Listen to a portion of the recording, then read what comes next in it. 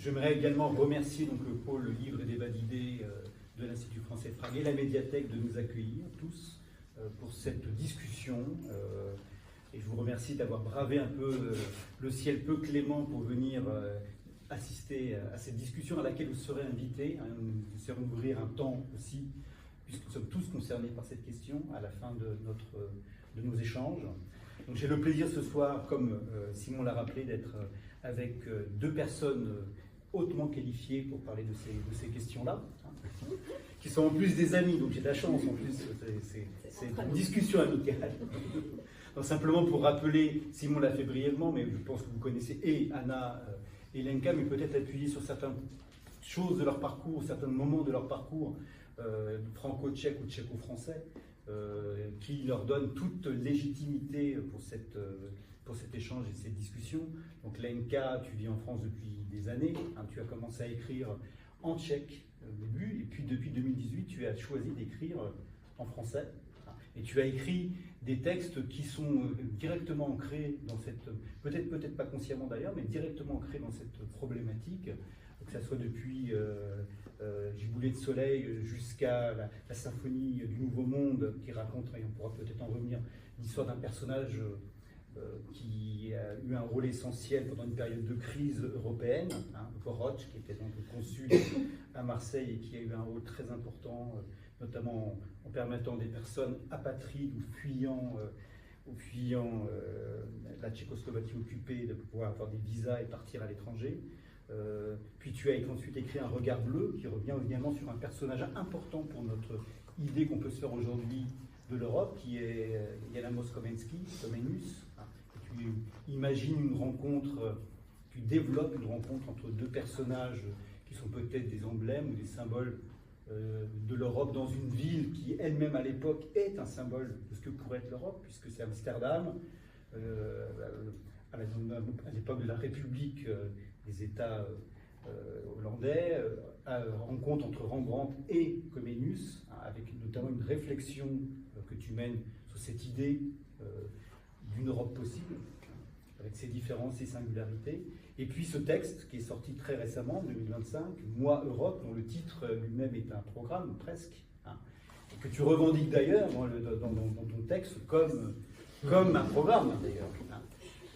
Et puis Anna, qui a étudié à Strasbourg, ville européenne je dirais presque par excellence, quand même, l'histoire, et puis qui a choisi de revenir à Prague en 2003, qui travaille aux émissions françaises de la radio tchèque, et puis qui, Simon l'a peut-être rappelé tout à l'heure, on y reviendra peut-être plus précisément, depuis 3 ans, tu as développé sur Blue Sky récemment, et puis sur ex-Twitter X, sur laquelle tu as décidé de rester malgré un contexte un peu compliqué, donc des posts sur lesquels tu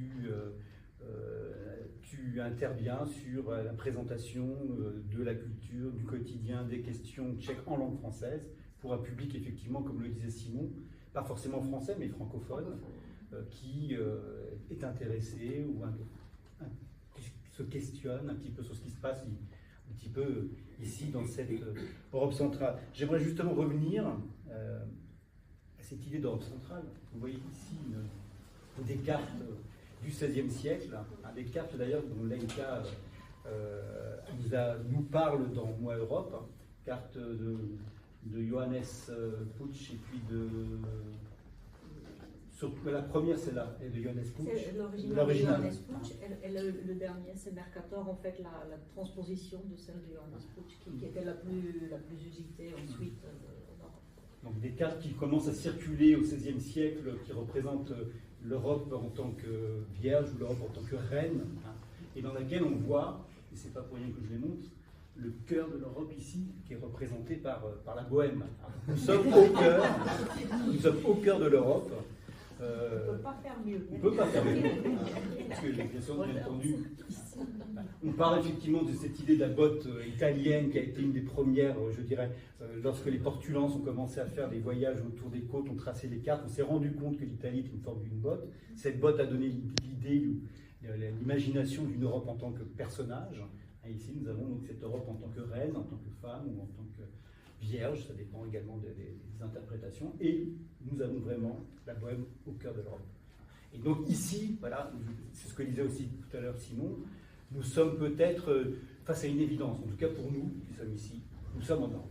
Nous sommes au cœur de l'Europe, nous sommes dans ce qu'on appelle l'Europe centrale ou l'Europe médiane, nous sommes véritablement au centre de problématiques européennes, et ça nous paraît une évidence, nous voyageons, nous sommes tchéco-français, franco-tchèques, nous avons la possibilité de voyager, nous parlons une ou plusieurs langues européennes, nous partageons, ou nous croyons partager des valeurs communes, et pourtant, nous assistons, et je pense que c'est d'autant plus visible de nos jours, à une crise qui fait que cette évidence, ce que l'on croyait évident, ce que l'on croyait être un mouvement, je dirais, presque naturel des choses depuis la fin de la Seconde Guerre mondiale, les 30 Glorieuses, la construction de l'Europe, l'intégration des anciennes républiques socialistes réintégrées dans l'Europe. On croyait un mouvement assez, je dirais, assez évident et assez, qui allait se prolonger. Et malheureusement,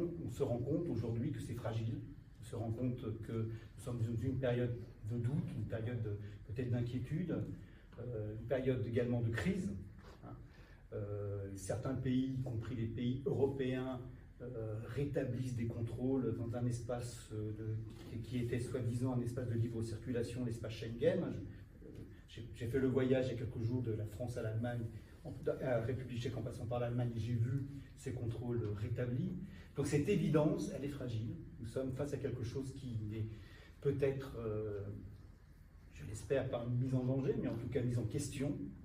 Et la question que nous nous sommes posée, c'est peut-être que face à la construction européenne qui est arrivée assez rapidement, face à l'immeuble européen qui s'est construit de façon économique, sociale, peut-être politique, peut-être géopolitique, peut-être stratégique aujourd'hui, il y avait peut-être un élément qui n'était pas forcément toujours mis en avant, qui était peut-être oublié, qui était peut-être l'élément central, qui est quand même l'élément culturel.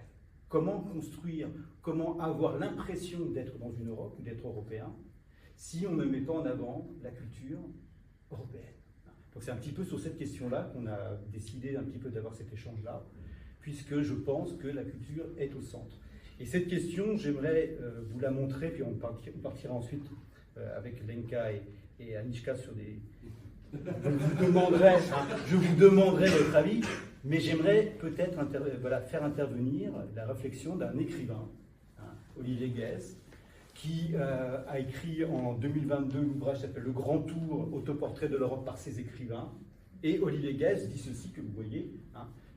Cet ouvrage part du constat que l'Europe est devenue un repoussoir pour les citoyens européens en raison du vide intellectuel et culturel sur lesquels les politiques l'ont construit. J'ai édité ce livre avec en tête un sentiment d'urgence. L'Europe ne pourra survivre que si l'on forme un bloc continental à tous les niveaux. Et il n'existera pas s'il n'y a pas de culture commune. On n'a pas voulu créer de culture commune, on a créé une machine très fonctionnelle, mais qui n'a pas de chair, pas d'incarnation, qui ne permet pas de lier les peuples entre eux. L'Europe n'a pas fondé de grands récits, ni de références auxquelles s'identifier, à la différence des États-Unis ou encore de la Chine. Et la culture a été mise de côté lors de l'intégration européenne. On a fait une erreur à la fin des années 80, quand le bloc soviétique disparaît et que l'Europe s'ouvre. On s'est engagé dans des grands projets économiques, notamment avec l'euro, mais ça n'a pas été accompagné par un volet culturel. Donc, question, et j'aimerais peut-être avoir votre sentiment par rapport à ce sentiment que Olivier Guèze a exprimé dans son ouvrage. C'est un Français qui a écrit ça. Je peux prendre ça presque phrase par phrase, parce que je suis absolument d'accord sur l'urgence, et je comprends pourquoi il la ressent, et je lui sais gré qu'il avait fait ce projet. Il avait un soutien médiatique assez important, ce projet en France. Malgré tout, ce livre n'a pas forcément marché tel qu'attendu. Pourquoi? Je ne sais pas. Ou alors je sais, parce que justement, Europe n'est pas sexy, elle se vend très mal. Mais aussi parce que ce livre n'a pas eu les traductions dans toute autre langue européenne. Ça lui manque, cependant. C'est un projet franco-français. C'est dommage. C'est dommage, parce qu'il est génial, son projet. Il aurait fallu faire presque tous les ans un autre recueil par d'autres écrivains des différents pays et de nouveau les traduire pour avoir cette discussion, ce débat. Donc c'est un bon, très très bon premier pas, et il faut que l'Union européenne, j'imagine, finance les traductions dans d'autres pays et finance d'autres projets de ce type. Parce que sinon, je ne vois pas à quoi servent les budgets européens culturels. Bon, ça c'est la première chose. Culture commune, grande question. Séminaire sur plusieurs séjours. Qu'est-ce que ça veut dire? Culture commune, est-elle possible? À quoi elle ressemblerait? Est-elle souhaitable? Je ne sais pas. Culture, certes. Discussion, certes. Commune, je ne sais pas. Ça veut dire de reculer de ma propre culture pour prendre celle de l'autre ou imposer ma propre culture à l'autre. C'est vraiment la question. Je ne sais pas. De nouveau, je comprends son discours, mais il est plein de questions. Il ne faut pas l'enfermer. Ensuite, elle n'a pas été fondée sur le grand récit des accords. Je pense qu'il y a des grands récits européens. Absolument. On ne les connaît pas, on ne les véhicule pas assez. Donc, ça, à faire. On est là pour ça. Et il faudra le faire tous les jours. Je ne sais pas comment. Enfin, je ne sais pas comment on s'y emploie. Mais je veux dire, le grand récit, il est là, il est juste, il faut le dépoussiérer, il faut le magnifier, il faut le partager, il faut l'enseigner, il faut le chanter, voilà, il faut faire. Ensuite, intégration européenne, voilà, c'est là où je pense que c'est très très français, parce que quand en 2004, la République tchèque et 9 autres pays ont été admis en Europe, on a dit bienvenue en Europe, et les Tchèques, ils ont dit, bah, pardon, mais on y est depuis toujours. Donc, de quoi on parle? À quel moment, à quelle strate nous sommes d'Europe? Et cette presque agression linguistique, sémantique, porte toujours, révèle les cicatrices, révèle des incompréhensions. Et donc, de nouveau, c'est un petit souci dit comme ça, parce que les Tchèques sont européens depuis toujours. Monsieur Puč nous le dit, par cette carte. Et c'est ça, c'est-à-dire on intègre un concept, une idée politique, mais on n'intègre pas Europe. Notre culture est profondément européenne, ça ne peut pas être autrement. Donc il faut le dire autrement. Il ne faut pas faire en français c'est très bien, mais à traduire, il faudrait faire très attention. En fait. Par rapport au mot intégration. Par rapport à l'intégration européenne. Parce qu'on ne peut pas intégrer là où on est déjà, en définitive. Donc après, c'est la forme, la manière. Et effectivement, les années 80, il y avait des erreurs de fait, et les erreurs, c'était le temps était court. Les sociétés se sont mises à courir à une vitesse incroyable, et on n'a pas pris le temps de se raconter et d'écouter les autres. Vice-versa, les fautes sont partagées les deux côtés. Chacun a été devant les clichés avec lesquels on a grandi, avec lesquels on a été formé, voire formaté, et on pensait que de l'autre côté du mur, mutuellement, on va trouver exactement ce cliché-là. Donc là, ce qu'il fait, Olivier, c'est formidable, c'est-à-dire il prend enfin le temps pour qu'on se raconte et pour qu'on se écoute. Anna, toi qui viens aussi en contact par les interviews que tu fais à la radio, et par le retour peut-être des auditeurs, et par tes posts, est-ce que tu as aussi l'impression qu'il y a du côté tchèque le sentiment qu'on nous intègre alors qu'on est déjà là depuis toujours? C'est-à-dire ce que Kundera disait avec l'Occident, c'est que kidnappé, c'est que... oui, toujours été là. Ah, toujours été là. Alors je ne sais pas si je vais dire on, je suis un peu on des deux, mais toi aussi. De quel on parle déjà? Alors c'est intéressant parce que tu disais que c'était, là c'est un écrivain en effet français, mais il se trouve que totalement par hasard je suis tombée, parce que le livre traînait à la radio, sur un livre, enfin à la rédac, un livre de Anthony Lim, alors que les gens connaîtront ou pas, peut-être les jeunes générations un peu moins, mais c'est quand même une grande figure des relations franco-tchèques, puisqu'il a immigré à une certaine époque en France, un écrivain, un journaliste, un essayiste. Et il avait écrit un article, alors j'ai noté quand même la date, 1999, donc c'est bien avant Olivier Guest dans L'État d'Armi Novene, et il s'interrogeait exactement sur ce problème déjà, en fait, donc 10 ans après la chute du mur et donc 5 ans avant l'entrée de la Tchéquie dans l'Union européenne, sur le fait qu'en fait, justement, la culture avait été oubliée en fait dans le projet européen. Et il disait oui, en effet, c'est très bien, l'Union européenne a été construite sur l'affaiblissement des rivalités économiques pour éviter justement les guerres, enfin en résumé, mais on a oublié la culture dans tout ça.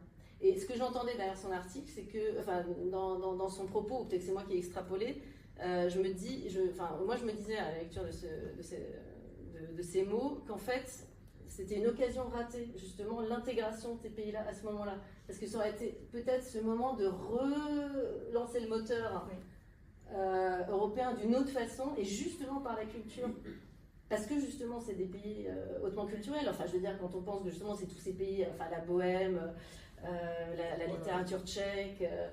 Évidemment, enfin, les Français même avaient cette vision-là, parce qu'ils avaient Kundera, je veux dire, en France, qui pouvait faire ce pont entre les deux pays, en tout cas du point de vue français.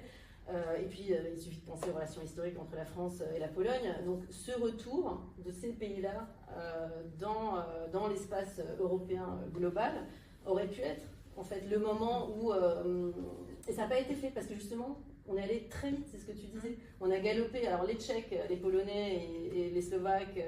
c'était encore la Tchécoslovaquie à l'époque, mais il me semble. Non, pardon, je suis perdue là. Mais en fait, moi, je me sens très tchécoslovaque, donc bref. Tout le monde a cavalé en fait pour rattraper, pour se mettre à niveau d'une certaine façon.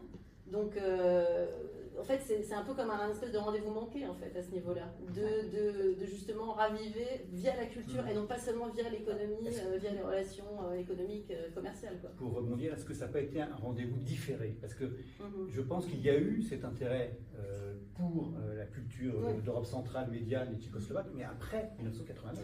Oui, alors, c'est-à-dire qu'il y a eu un grand intérêt, et notamment des éditions, des traductions qui ont été faites à ce moment-là, après 1989. Et qu'on n'a pas poursuivi ou qu'on n'a pas relancé ceci après l'intégration des pays d'Europe centrale dans l'Union européenne. Oui, d'ailleurs, j'ai un exemple tout à fait parlant. Moi, je me souviens très bien, parce que j'étais petite à l'époque, c'était les années 90. Je me souviens très bien qu'il y avait des soirées Arte, qui est le projet médiatique européen par excellence, génial, en fait ça débutait à l'époque, etc. Il y avait des soirées théma tout le temps, où c'était hyper complet. On avait un film de la nouvelle vague tchécoslovaque, un documentaire de Karel Prokop sur 48-68, alors pas 88, mais voilà, ou 38, plutôt 38, 48, 68. Ça peut même 18, 38, 48. Voilà, les années en 8, fatales, comme disent les Tchèques. Je me rappelle d'ailleurs, c'est un magnifique documentaire, parce qu'il commence, d'ailleurs, ce fameux documentaire-là, Karel Prokop commence en disant mon père m'a toujours dit qu'il fallait pas pisser contre le vent. J'ai essayé, évidemment, j'ai mouillé ma culotte. C'était une espèce de parabole, en fait, de l'engagement, enfin, d'une certaine façon, politique, etc., et de fait de parler à haute voix et de dire son opinion, quoi. Et en fait, tout ça, donc du coup, il y avait les Français et les Allemands, d'ailleurs aussi, puisque c'est une chaîne franco-tchèque, découvraient, en fait, et surtout, je pense, les Français, parce que, bon, les Allemands, c'est quand même l'espace germanique, il y a quand même une connaissance, en fait, de l'espace... de la Tchéquie, etc., de l'Europe centrale. Il y a quand même ce lien-là. Mais pour les Français, je pense que c'était vraiment super à l'époque, parce qu'après, il y avait toujours un entretien.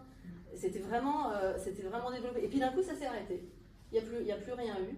Et ça, à ce niveau-là, finalement, on dit oui, là, on se désole du fait que il n'y a pas eu justement ce côté culturel, mais à l'époque, il y a eu quand même ces tentatives, et qui étaient très... qui est très approfondie en fait à l'époque. J'ajouterai la statistique de Xavier Galdiche qui confirme dès l'entrée en 2004 en fait en Union européenne, c'est vrai qu'il a dit une chute vertigineuse de demandes de traduction de toute œuvre. Ce qui est le paradoxe. Parce non, mais en fait, pas tant que ça, parce qu'il dit une fois rentré, c'est fait. C'est fini. Et ben non. Ça Ça commence. commence. Bien sûr. Ouais. Mais c'était statistiques sans forme. Tout à fait. Donc, C'est vrai pour la littérature et c'est vrai également pour le cinéma. C'est-à-dire que Tout le à fait. nombre de films diffusés dans les salles françaises ou proposés à la distribution par les distributeurs français chute avec l'entrée dans l'Union européenne. donc là, Alors j'aimerais maintenant vous faire réagir on passe à totalement autre chose, mais je vais vous passer une série de petits entretiens très rapides qui a été fait par France Culture sur la question qu'est-ce que pour vous être européen? Les personnes qui vont y répondre sont des personnes très variées, ça va, je dirais, de personnalités politiques, on va reconnaître le général de Gaulle, Simone Veil, à des personnes plus médiatiques de la culture, et je pense à Annie Ardant, je pense qu'il y a Alain Souchon, je pense, j'ai plus les noms en tête, mais il y a également des intellectuels, Régis Debray, Edgar Morin, qui réfléchissent à cette question qu'est-ce qu'être européen, et puis il y a des gens dans la rue. Et je vous propose ensuite peut-être de réagir à certains des propos qui seront tenus lors de ces petits montages. Alors, j'essaie de ne pas faire de bêtises en lançant le film, parce qu'on a eu des petits problèmes techniques tout à l'heure. Moi, j'ai souvent dit que j'aimais l'Europe. J'aime le cinéma italien, espagnol, anglais, tchèque. Enfin, moi, je pense toujours de l'Atlantique à l'Oural, comme le général de Gaulle. J'aimais bien l'idée des monnaies, j'aimais bien tout ce qui était différent quand on voyageait. Et je trouve que l'Europe se fait plus à travers l'art et le rêve qu'à travers la monnaie. Pour moi, l'Europe est un énorme Disneyland, mais dans le bon sens du terme, parce qu'il y a tellement de choses à apprendre et à découvrir une vraie culture européenne. Non, il n'est pas question. Et j'espère qu'il ne sera jamais question d'avoir la même justice de paix à Palerme et à Hammerfest, la même école primaire à Galway et à Fribourg-en-Brisgau. L'Europe de demain sera Plus fédérale. on élargit l'identité, plus elle semble devenir floue. Mais en réalité, dans le monde où nous sommes, cette identité européenne devient de plus en plus concrète, parce que de plus en plus, il y aura des mariages mixtes, il y aura des choses qui nous feront européens sans cesser d'être À mon avis, français. la jeunesse, elle est prête à se mélanger en Europe. À mon avis, moi, je lui fais confiance totalement là-dessus. On ne sent pas, moi, je ne ressens pas la même chose que les jeunes américains. L'Amérique est une, l'Europe est encore, hélas, très multiple. L'Europe, c'est quoi pour vous? C'est pas grand-chose. Ça m'inspire pas tellement. Ça ne me dit rien parce que ça ne me parle pas. C'est vague. Ça ne me parle pas. Ça vous parle? Non, que Chateaubriand appartiennent à toute l'Europe. Ils n'auraient pas beaucoup servi l'Europe s'ils avaient été des apatrides et qu'ils avaient pensé et écrit en quelques espéranto. Nous voilà plus intégrés. C'est un truc démodé, la français, économiquement parlant, ça n'existe pratiquement plus. Ni l'Angleterre, ni l'Espagne, ni l'Italie. C'est des pays qui sont vieillots au point de vue économique et à mon avis, il n'y a que l'avenir, c'est l'Europe. Je pense que les Anglais, ils résistent aux idées, ils ne résistent pas aux faits. Et j'étais convaincu alors que si les Anglais ne se venaient pas à nous à ce moment, ils viendraient plus tard lorsque nous aurions réussi. Il fallait le démontrer. Toutes les fois que l'Europe a existé au cours de l'histoire, je constate, il y a toujours eu un ennemi fédérateur. Et nous avions Staline, c'était formidable. Nous souffrons précisément, tous les pays d'Europe occidentale, de n'avoir plus ni l'ambition impériale, ni l'ambition de l'unité européenne, ni l'ambition de transformer le monde. D'une certaine manière, que nous le voulions ou non, nous sommes en train de nous transformer tous, en Suède ou en Suisse. L'Amérique m'a permis de voir plus clairement ce que signifie être européen. Par exemple, aujourd'hui, je vois également plus clairement que le système européen, le système politique et le système démocratique, même s'il est fragile, est le meilleur. On parle de critères de convergence, on parle de réduction des déficits, on parle de concurrence, d'harmonisation, de choses extrêmement complexes. Et je crois que les peuples aujourd'hui ne s'y retrouvent pas. Les élections européennes sont des élections pour la France. Elles vont décider de notre avenir, de votre avenir, à vous toutes et à vous tous qui cherchez aujourd'hui des raisons d'espérer.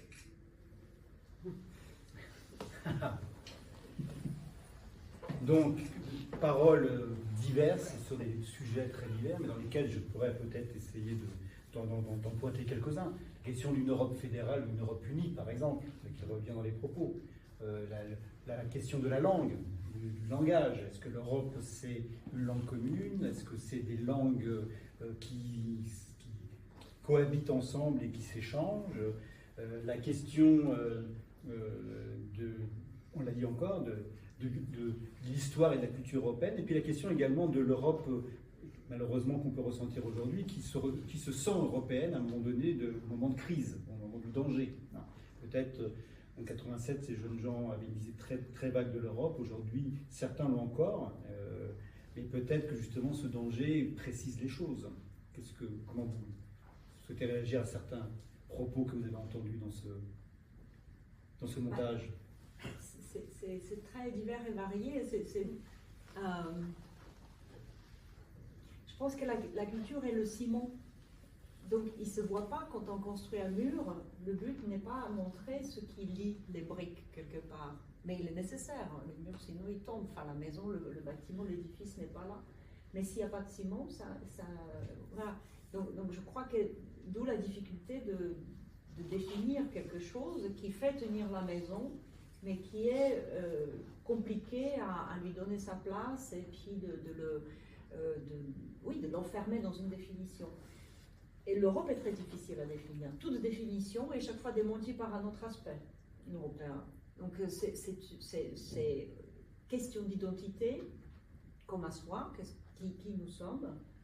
Europe, qu'est-ce que c'est? Je crois que ça se superpose. Si on est capable de se définir en quelques phrases, chapeau. Si on est capable de définir Europe en quelques phrases ou un slogan, moi j'ai très peur des slogans. C'est-à-dire que si Europe devient slogan, on est en danger. Donc c'est un débat pour moi. Europe, c'est une histoire sans fin. C'est très compliqué et il faut l'accepter. Il faut accepter que c'est une nébuleuse qui, en plus, c'est une somme des paradoxes en définitive. On peut être convaincu d'ailleurs par ce qui est dit et discuter pratiquement chaque phrase qui a été dite. Bon, il y a quelques bravades quand on dit que la France, etc., c'est des pays vieillots. Mais les langues, la meilleure pour l'instant que j'ai trouvée, c'est effectivement maximum de diversité d'un minimum d'espace. C'est là où on va être très énervant pour le reste du monde. Parce que c'est une capacité de vivre un individu dans une société extrêmement diversifiée et avoir cette prétention d'y trouver sa place. C'est énorme comme projet. Et l'Europe permet ça. Donc là, je pense que c'est à peu près ce qui ressort comme ça au prime abord. Mais les crises sont certainement quelque chose de révélatrice. Difficile à vivre, mais révélatrice. Du bon et du mauvais. Alors, j'aimerais bien rebondir aussi là-dessus. D'abord, je vais juste rebondir sur le passage avec Romain Duris, parce qu'évidemment, c'est Erasmus. C'est le berger espagnol. Je pense qu'il sortait du tournage. Et, je veux dire, on peut se lamenter sur le fait qu'il n'y a pas ces cultures en Europe, etc. Il faut quand même mettre en valeur ça. C'est un projet tellement génial. Enfin, moi, je n'en ai pas bénéficié parce que finalement, je n'ai pas cherché à le faire parce que je me disais, j'ai envie de venir en Tchéquie. Enfin, voilà. Donc, j'ai fait mon petit Erasmus à moi, d'une certaine façon. Mais enfin, quand je vois tous les jeunes qui viennent à Prague, vraiment en nombre, et pas qu'à Prague d'ailleurs, c'est quand même assez fantastique. On dit qu'il y a 1 million de bébés Erasmus, je ne sais plus, c'était des chiffres il y a quelques années, enfin, c'est quand même extraordinaire qu'il y ait des couples qui soient formés. Et là, c'est des vrais Européens, c'est des bébés européens quoi, qui voient le jour.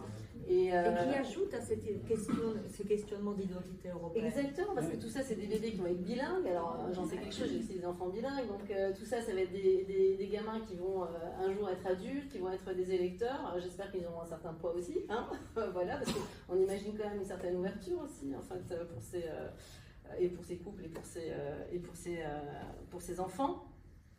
Ça me fait d'ailleurs penser qu'il y a des ancêtres finalement des programmes Erasmus. Moi je pense souvent, alors pour le coup c'est très franco-tchèque et franco-tchécoslovaque, mais ça existe toujours. C'est les classes à Dijon, à Nîmes, des élèves tchécoslovaques qu'on envoie être formés en France. Alors c'est dans un seul sens, d'accord, hein, mais c'est ancien. Ça a plus de 100 ans, oui, ça a un peu plus de 100 ans, voilà, parce qu'on a fêté le centenaire il y a 1 ou 2 ans. Voilà, ça a formé des générations d'experts, de politiques, de scientifiques, de tout, vraiment un éventail de professions. C'est finalement un projet européen avant l'heure. Alors certes entre 2 pays, mais c'est souvent des gens qui vont aller travailler ailleurs, pour ceux qui ont pu. Alors ça dépend des périodes, hein. Je veux dire, il y en a qui ont été obligés finalement, qui se sont retrouvés coincés en Tchécoslovaquie derrière le rideau de fer, mais parfois qui ont profité aussi de cet apport-là pour partir, qui ont réussi à fuir et qui ont fait leur carrière ailleurs. Même s'ils sont restés, certainement le travail, ils étaient enrichis de quelque chose et ils participaient peut-être à la chute ensuite, à l'échange. Ouais. Bien sûr. Exactement, donc c'est un peu un projet. Si on regarde la liste des anciens élèves du lycée Carnot à Dijon par exemple, on voit que l'intelligentsia tchèque est en grande partie issue de cette scolarité-là. Et heureusement que ça existe toujours, parce qu'il y avait eu cette époque, malheureusement, je crois que c'était dans les années 2000, où le projet était un peu, qu'il y avait des problèmes de financement, etc. Heureusement que tout le monde a mis finalement la main à la pâte et que ce projet existe toujours, parce que c'est c'est un bébé Erasmus, mais c'est un bébé Erasmus qui est aussi, d'une certaine façon, un projet Erasmus, mais avant l'heure. Mais sur cette question de crise, justement, qui nous révèle finalement à nous-mêmes ce qu'on est. C'est intéressant aussi, d'ailleurs je rebondis ce que disait Fanny Ardant, qui pour le coup, c'est assez intéressant, parce que c'est il y a des années qu'elle dit ça, aujourd'hui elle est quand même très encline à excuser Poutine, parce qu'il y a la grande littérature russe, etc., qu'il faudrait préserver, etc. Enfin, c'est pas du tout ça, personne n'a rien contre la littérature russe en soi, enfin, je veux dire, c'est tout le discours qui est derrière, de prééminence, enfin voilà. Je dirais pas que l'Europe va jusqu'à l'Oural non plus, enfin voilà, c'est un peu loin. C'est un peu exagéré, même si j'ai bien aimé ce que disait Général de Gaulle après dans l'extrait, je dirais quand même pas jusqu'à l'Oural pour autant, mais oui, la résurgence de la guerre à nos portes, à nos frontières, parce que c'est à nos frontières directes l'Ukraine, c'est un révélateur de notre identité européenne aussi, et il faut se positionner. Et alors c'est à la fois révélateur de comment en fait on va se positionner, parce que ça révèle à la fois les gens qui sont vraiment européens, qui en fait d'un coup se disent mais oui je suis européen, j'avais douté mais maintenant j'ai envie de le dire.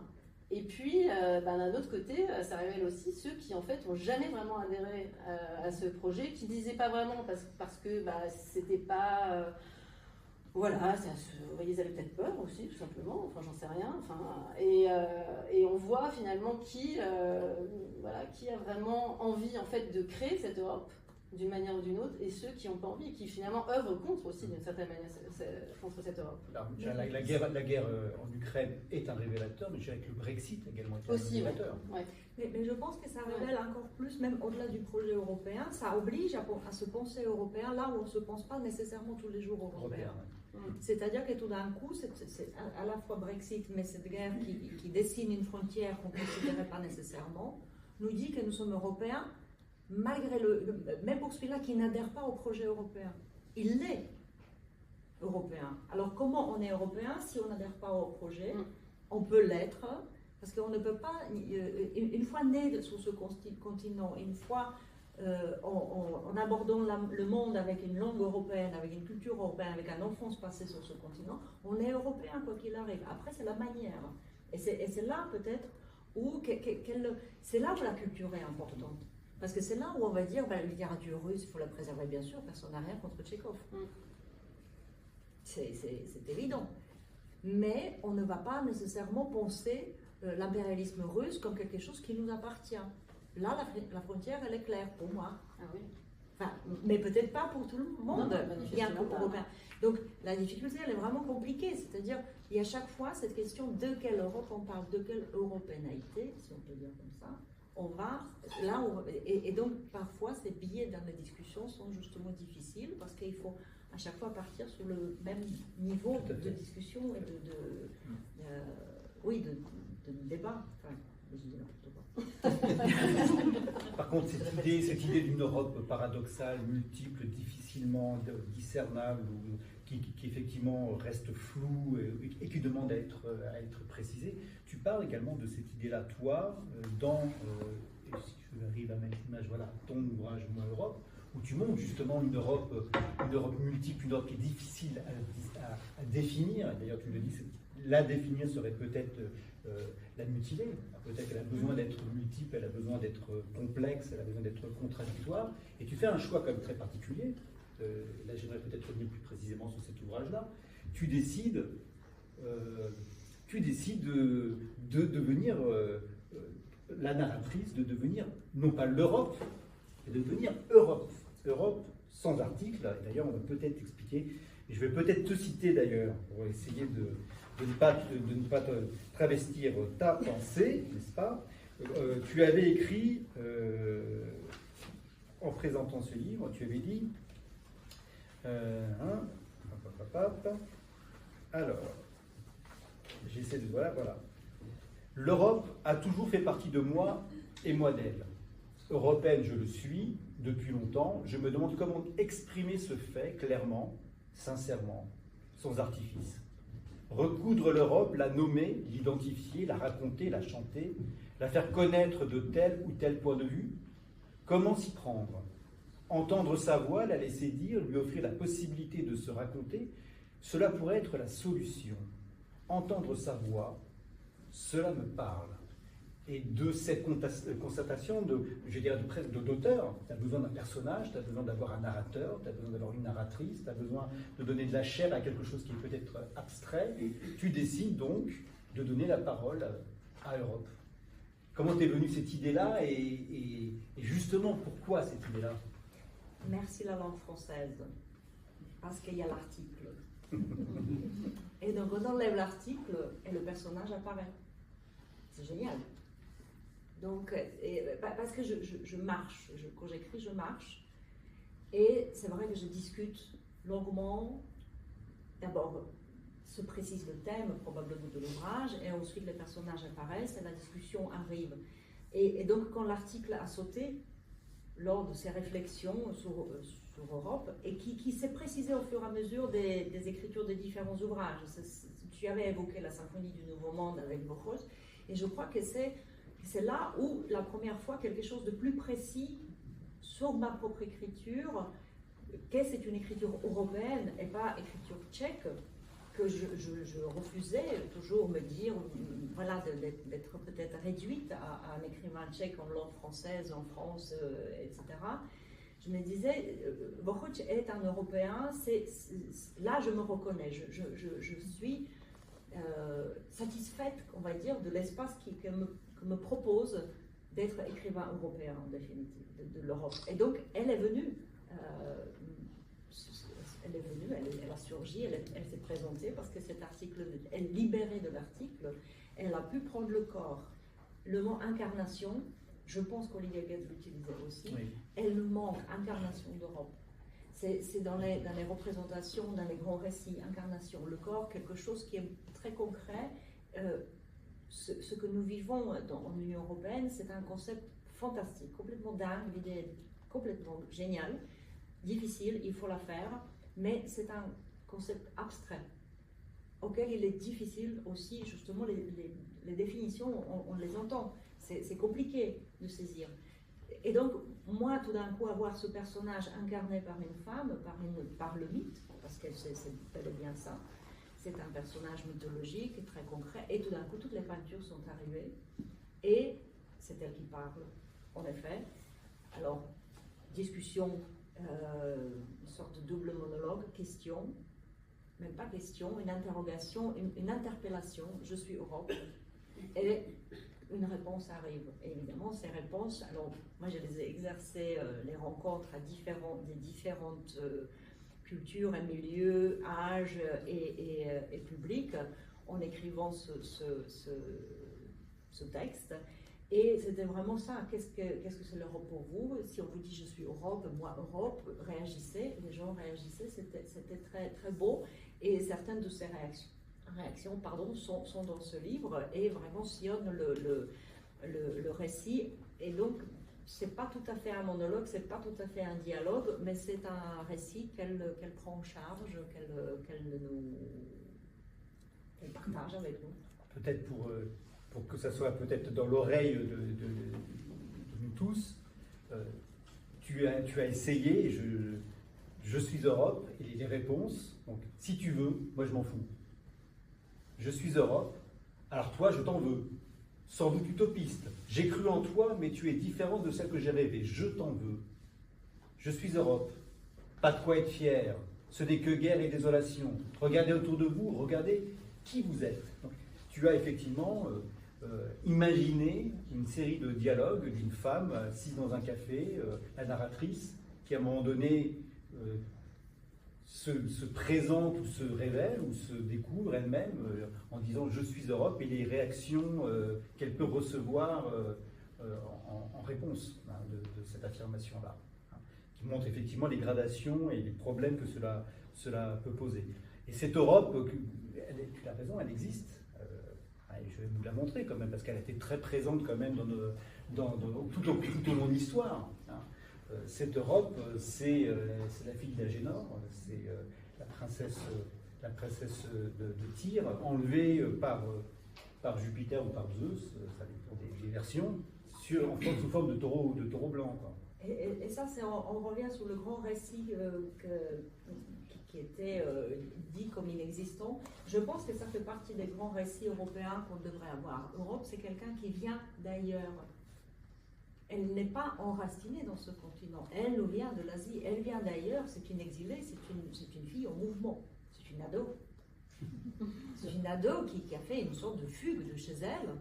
Et elle n'arrive jamais jusqu'à chez elle parce qu'elle s'arrête dans l'île de Crète. Elle est toujours en devenir. Et ça, c'est très important de se dire, on est toujours en devenir. Il n'y a pas de fin, bonne ou mauvaise. Elle est toujours en recherche de ses propres frontières, de son propre histoire. C'est extrêmement jouissif, parce qu'il n'y a pas d'happy end, hein, mais il n'y a pas de tragédie. Il n'y a pas de tragédie. Donc, dans la grande famille mythologique, Europe n'a pas de tragédie. C'est pas une Antigone. C'est une autre fille, c'est autre chose. Et c'est un... Moi, j'aime énormément l'idée que la fille, elle est adolescente, elle est plus ou moins bonne à marier, c'est-à-dire réglée. C'est-à-dire les seins qui poussent, le corps qui change, on ne sait pas trop ce qui nous arrive, donc une envie d'aller faire son destin, de le prendre en main. C'est vrai que de nouveau, le mythe est paradoxal. Il nous propose différentes visions, différentes interprétations, c'est toute la beauté de la mythologie d'ailleurs. Mais cette fille-là, c'est une aventurière. Ce n'est pas nécessairement la victime d'enlèvement ou de viol telle qu'elle est présentée dans beaucoup des tableaux. Et c'est ce grand récit-là qu'on pourrait mettre en route, d'ailleurs, dans nos têtes, pour s'identifier, se raconter à travers « Il était une fois une princesse qui nous vient d'ailleurs. » Et qui va quelque part. Et il lui arrive tout un tas de choses. Et elles font quand même une famille qu'elle assume. Elle a 3 enfants qui s'inscrivent dans une histoire, etc. etc. Donc, et elle passe sa vie à se métamorphoser, à se réinventer. Parce que nous ne vivons plus dans l'Europe antique. Elle a toujours quand on est au bord d'un enfermement, au bord de dogmatisme, il y a une crise qui arrive et elle se réinvente. C'est quand même génial. Ça fait mal, mais c'est génial. En faisant ça, tu tords quand même un petit peu le mythe. En tout cas, Je suis là pour ça, comme écrivain. Tu lui donnes la version positive, parce que le mythe, effectivement, rappelons-le quand même, souvent il a été interprété. Un mythe est toujours ouvert, et il a des interprétations multiples, et on peut effectivement le reprendre, le changer, et le réactiver d'une façon, avec un signe différent. Mais dans l'histoire, il a souvent été interprété comme le rapt, l'enlèvement, le viol d'une jeune fille par un dieu sans scrupules qui l'abandonne ensuite sur l'île de Crète après l'avoir séduite. Mais en même temps, quand on regarde la représentation, mis à part quelques-unes très rares, on ne voit pas la souffrance d'Europe sur les tableaux. Je vous invite vraiment à regarder, il y a des dizaines de représentations. J'en ai trouvé plein, très belle de Rembrandt ici. Rembrandt, voilà. On ne voit pas, sauf chez Goya, où le taureau est noir, mais Je pense que ça a à voir avec l'état général de Goya et chez Bachmann, qui tout de même taureau est très noir, mais c'est quand même le résultat de Europe elle-même. 1933, oui. L'artiste sait ce qui va arriver. Enfin, évidemment, je fais un raccourci, mais là, il y a quelque chose de terrifiant et de terrible, et là, il a su le saisir dans une simplicité terrifiante. Mais autrement, cette Europe n'est jamais en souffrance. On a plutôt, d'ailleurs, elle très bien représente le pouvoir, les grands départs vers les voyages, la colonisation, les marchandises, les bateaux qui se promènent sur les mers, et Europe, elle s'en va comme ça, la grande puissante Pompadour qui maîtrise le Zeus à ses genoux, qui effectivement symbolise Louis XV. C'est-à-dire, elle n'est jamais véritablement dans un enlèvement ou dans un viol qui devrait faire d'elle une victime. Il me semble qu'elle a quand même une volonté d'agir et une volonté de s'affirmer dans beaucoup de représentations. Dans les métamorphoses d'Ovide, c'est elle qui choisit d'aller vers le taureau. Exactement, elle saisit l'opportunité d'aller faire son destin. Peut-être elle l'accomplit en se faisant. Ça, elle ne peut pas savoir, bien évidemment, mais c'est elle qui prend l'initiative. Donc je rappelle simplement le mythe, parce que je pense qu'on l'a en tête, on l'a peut-être oublié. Donc Europe est la fille d'Agénor et de Téléphas. Elle est promise, effectivement, comme tu l'as dit, à être mariée, comme toutes les filles de roi. Elle n'a pas, son destin ne lui appartient pas, puisqu'elle est fille de roi, elle sera mariée. Et puis un jour, elle joue sur la plage avec des jeunes filles. Hein. En parallèle, on a Jupiter, Zeus qui a envoyé Hermès sur Terre comme espion pour savoir. Et puis finalement, donc, Zeus décide, comme il le fait souvent, de descendre sur Terre sous une autre forme, cette fois-ci sous la forme d'un taureau blanc magnifique. Et Europe voit ce taureau arriver depuis le large. Et alors qu'elle joue avec ses amis, elle décide de se faire remarquer du taureau, et elle décide de partir avec lui. Et de partir avec lui, donc effectivement, de l'Asie, de Tyr, pour aller vers la Crète, c'est-à-dire à l'ouest, et effectivement d'aller sur les terres européennes. Ceci dit, j'aime bien cette idée d'une Europe, j'interviens juste rapidement, mais qui a une agentivité, en fait, qui est maîtresse de son destin, etc. Je serais quand même curieuse de savoir si ça avait été des femmes peintres qui avaient dépeint ça. Est-ce qu'elles auraient eu la même interprétation? Je n'ai pas trouvé les plus, on va dire, les plus récentes interprétations d'Europe que j'ai vues. C'est quand même, j'adore, je ne sais pas si tu l'as dans tes... Je pense pas. C'est Cocteau sur timbre-poste. Ouais. C'est absolument génial, sur un tout petit timbre-poste Europe Voyage. Je crois qu'elles ne sont plus en circulation. Oui. Et après, quand même, c'est Botero, donc c'est un Sud-Américain qui nous présente une Europe bien assise, bien costaud, comme il sait faire. Et je terminerai peut-être sur une représentation 12 étoiles sur un fond bleu. Oui. Est-ce que c'est suffisant? Est-ce que ça nous satisfait après tous les grands l'ont fait? Et maintenant, les peintres, les sculpteurs, justement, il nous manque, je pense, cette incarnation, cette représentation, quelque chose qui de nouveau nous ferait un peu cette relation avec charnel, tout à fait, charnel, avec un corps, avec une histoire, dans laquelle on pourrait ou pas se reconnaître. D'ailleurs, la Grèce, si je ne me trompe pas, la Grèce avait choisi à un moment donné de mettre sur sa pièce de 12 euros le mythe de l'enlèvement d'Europe.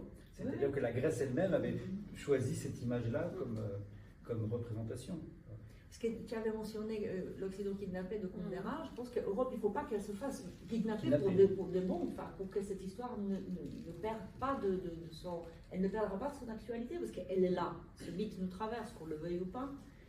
Son pendant, c'est Ulysse, le retour chez soi. Donc tu opposes les deux mythes. J'aimerais bien qu'on s'interroge sur leur concomitance, quelque part.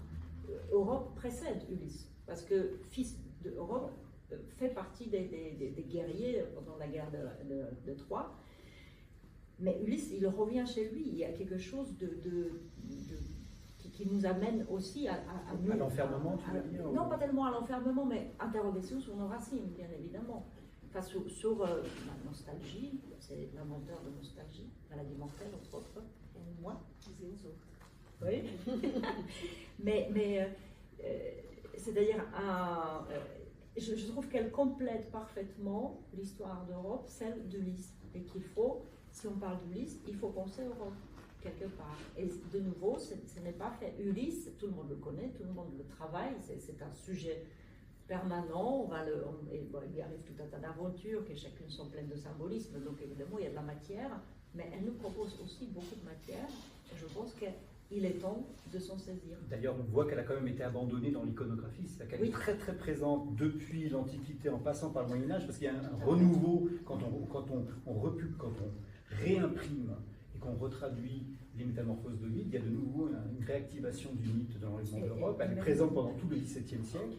Elle revient... Même sa cartographie, j'avais montré cette magnifique carte de Johannes Puig, c'était la première fois qu'on présentait Europe en entité et unité politique. C'était un message de paix.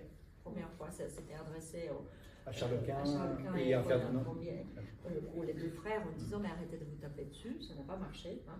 Mais c'était déjà une façon de dire un continent, une famille, un corps.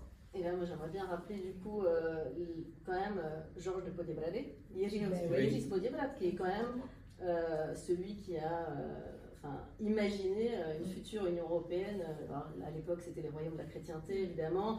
Évidemment, il y avait aussi le danger turc. Le danger turc, etc. Mais il n'y avait pas que ça, parce qu'il y avait quand même cette volonté de créer une cour de justice, pas internationale, mais pour le coup européenne. Il y avait quand même cette idée d'avoir une assemblée représentative, de se porter une aide mutuelle dans n'importe quel cas, etc. Et d'avoir une forme d'égalité entre les souverains. C'était quand même assez inédit à l'époque.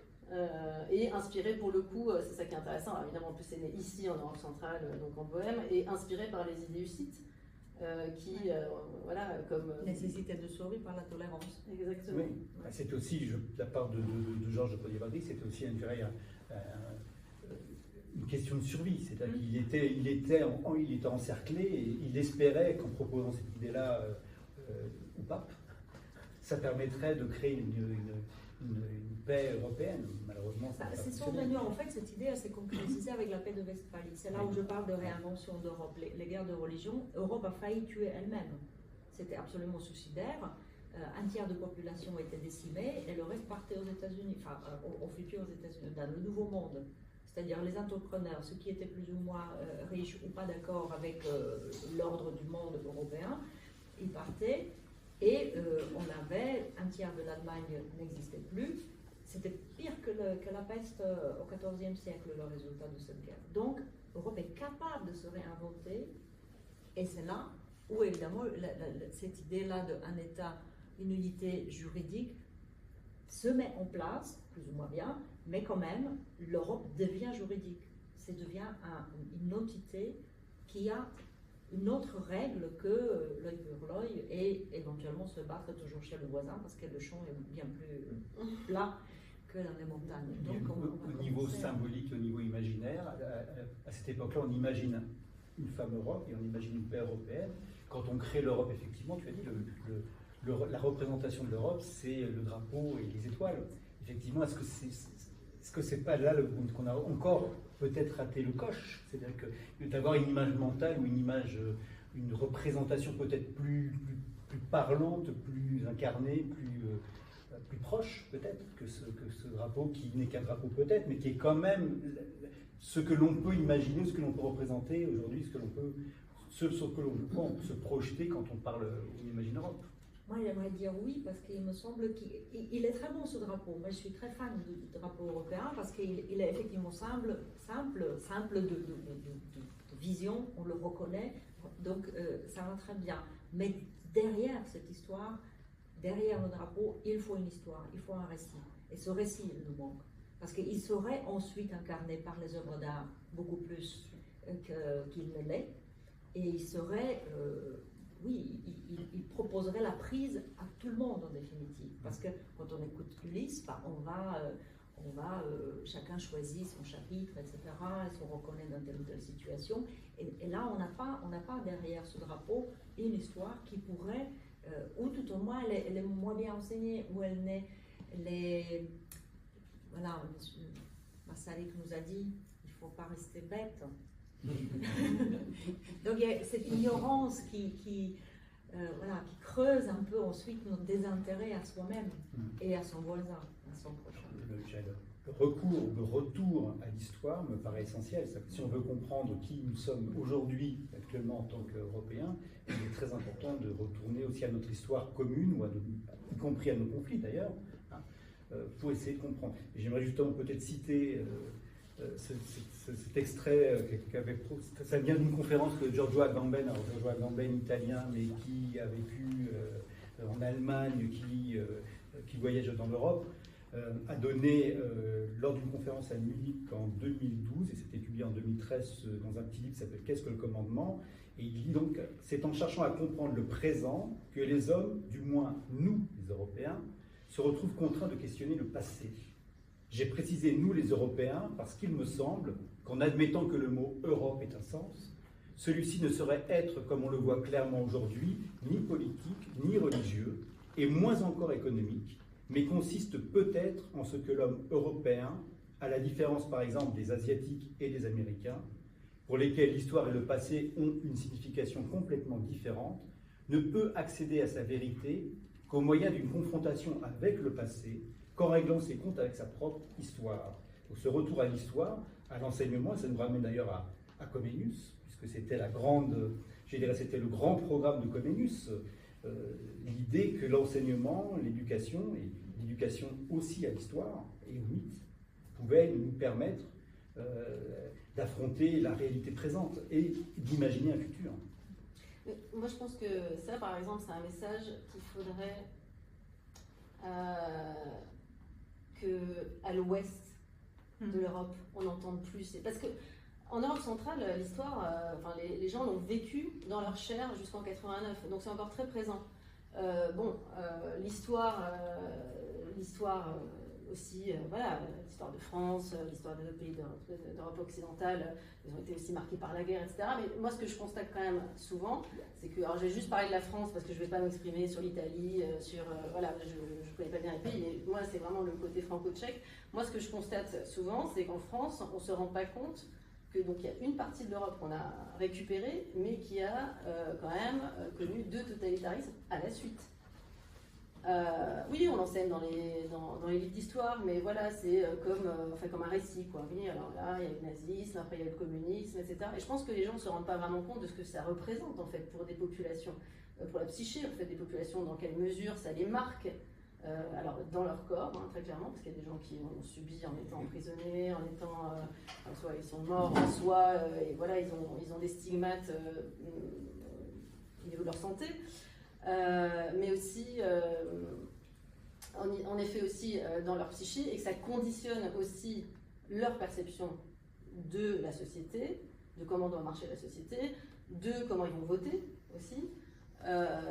Et aussi, ça conditionne leur rapport à l'Europe aussi, comment ils votent, notamment tout simplement aux élections européennes. Et je sais pas, je pense que à ce niveau-là, oui, il manque en fait cette espèce de lien ou de liant en fait, justement sur cette connaissance de l'histoire. J'ai toujours l'impression qu'en effet, bon, peut-être que c'est aussi à cause de sa propre histoire en France qui est plus tournée vers la Méditerranée, etc. Mais ça n'a pas toujours été le cas non plus. Que en fait on oublie en fait cette partie de l'Europe parce que c'est comme si en fait 89 c'était le retour à la liberté, etc. et on fait comme en fait si on revenait sans prendre en compte en fait ce qui s'est passé entre temps, quoi. Et moi je me souviens en tout cas que pour les cours quand j'étais à l'école c'était très bien traité, etc. Mais il y avait quand même ce focus évidemment sur l'occupation en France, etc. Et puis bon, après l'histoire des démocraties populaires, on en parlait un petit peu. Alors il se trouve que pour le coup, je me souviens, mon prof d'histoire, comme il y avait une franco-tchèque dans sa classe, il était obligé d'en parler un peu plus. Il est toujours, donc Anna va nous en dire un tout petit peu plus. Je n'ai que 15 ans. Mais finalement, on passait assez vite à autre chose, quoi. On faisait la guerre d'Algérie, etc. Et je ne sais pas du tout dans les programmes actuels si on a le temps vraiment de s'y attarder, d'ailleurs, pour le coup. Hein, dans les réponses que tu as ou dans les échanges que tu as sur le poste, par exemple, de Français qui te posent des questions sur l'actualité ou sur l'histoire tchèque, est-ce que tu as l'impression que justement il y a ce manque de connaissances? Oui et non, c'est paradoxal. Alors, il y a toujours un biais, c'est-à-dire les gens, par exemple, qui vont suivre, en effet, pour le coup, sur les réseaux sociaux, c'est des gens qui ont un certain intérêt. Donc, c'est exactement un peu l'autre biais aussi, par exemple, au sein de ce qu'on écrit, en fait, les articles qu'on écrit, les reportages qu'on fait à la radio, c'est qu'il faut quand même avoir envie de s'intéresser à la Tchéquie et à l'Europe centrale, donc avoir un minimum de connaissances. Mais c'est vrai que ça reste assez superficiel, hein, sorti de Kundera, Prague, qui est très belle, voilà, on peut boire de la bière pas chère, c'est fini d'ailleurs. Par contre, moi, ce que j'ai trouvé quand même très intéressant, alors ça, je fais le lien avec finalement ce retour et le retour de l'histoire et le fait de se définir en tant qu'Européen, etc. C'est vrai que, bon, moi, j'avais toujours fait, dans mon travail, j'avais toujours l'impression de faire ce pont, en fait, entre les deux. Bon, c'est une chose, et puis il y a le côté un peu officiel, c'est la radio, c'est les articles, c'est sérieux, etc.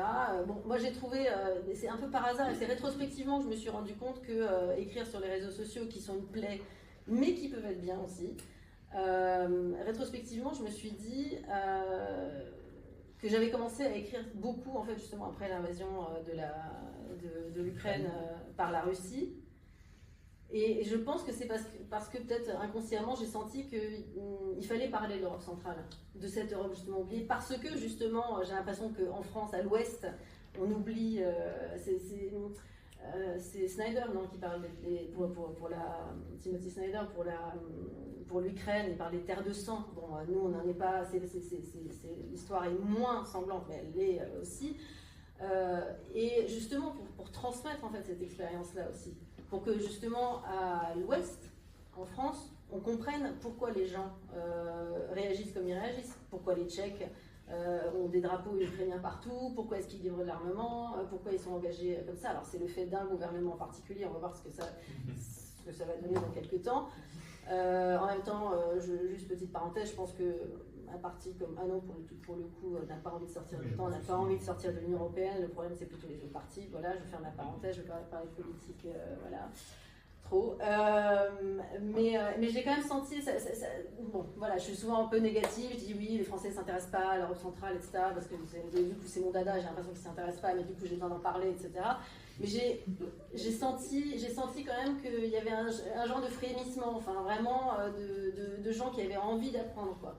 Ça, j'ai trouvé ça chouette, parce qu'il y a plein de gens qui viennent après me voir, qui disent « Vous avez vu ça, qu'est-ce que vous pensez de ça comment est-ce que les Tchèques ils perçoivent ça ?» Et les Slovaques, il y en a beaucoup qui me demandent ça, je trouve ça toujours très sympa, parce qu'ils n'oublient pas, en fait, donc il y a quand même cette connaissance-là, ils n'oublient pas que les Tchèques et les Slovaques étaient ensemble, et que c'était quand même et les Tchèques et les Slovaques sont toujours un peu un ensemble, même si on diverge un peu politiquement à l'heure actuelle. Et donc il y a quand même cet intérêt-là, et je pense qu'il faut l'entretenir en fait, c'est ça, il faut vraiment, c'est le moment en fait. Et toi Lenka, quand tu parles, tu fais des signatures de livres, ou quand tu présentes tes livres dans des lectures, tu sens aussi ces interrogations d'un public francophone ou français par rapport à cette histoire, quand tu parles de Vorhoch par exemple, quand tu parles de Comenius, quand tu parles de Georges de Potier-Baladi que tu cites également dans Un regard bleu, est-ce que tu penses que les Français sont intéressés par cette histoire-là, intrigués par cette histoire-là, cherchent à savoir? Ils sont curieux, c'est pas le manque de curiosité, mais je pense que c'est... Alors, tout va dépendre.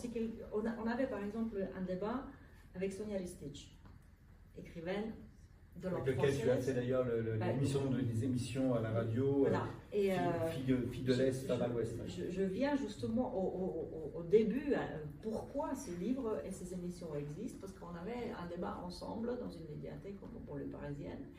On avait présenté nos romans, on avait parlé mutuellement, et le débat, les gens nous demandaient des questions, pas nécessairement sur nos romans, mais sur nous, sur notre histoire, donc très bien. Mais les réponses qu'on donnait, on sentait bien qu'elles ne satisfaisaient pas.